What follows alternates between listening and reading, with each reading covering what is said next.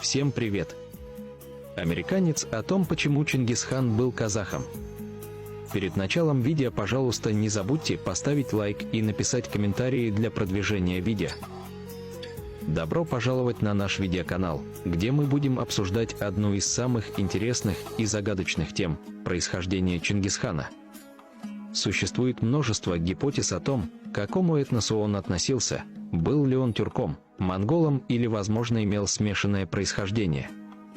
Но сегодня мы рассмотрим этот вопрос с точки зрения американца, который глубоко изучил историю Центральной и Восточной Азии и имеет свой собственный взгляд на эту проблему.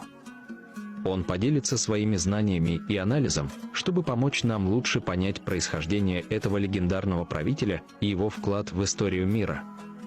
Следующее обсуждение американца был взять из англоязычного форума. Давайте начнем. Монгольская империя была огромной, поэтому монгольский язык должен был распространиться по миру. Но сегодня мы знаем, что единственной страной, где говорят на монгольском языке, является Монголия, а приблизительно всего около 10 миллионов. Люди во всем мире действительно могут говорить на этом языке. Тем не менее, тюркский язык насчитывает около 170 миллионов носителей по всему миру. Тюркский язык является официальным в Турции, Казахстане, Кыргызстане, Туркменистане, Азербайджане, Узбекистане. Также в РФ, Тува, Татарстан, Якутия, Алтай, Хакасия, Башкирия, Чувашия, в Украине Крым, в Молдавии Гагаузия, на Кипре Северный Кипр, в Ираке Киркук, в Сирии, Иране, Южно-Азербайджанская область.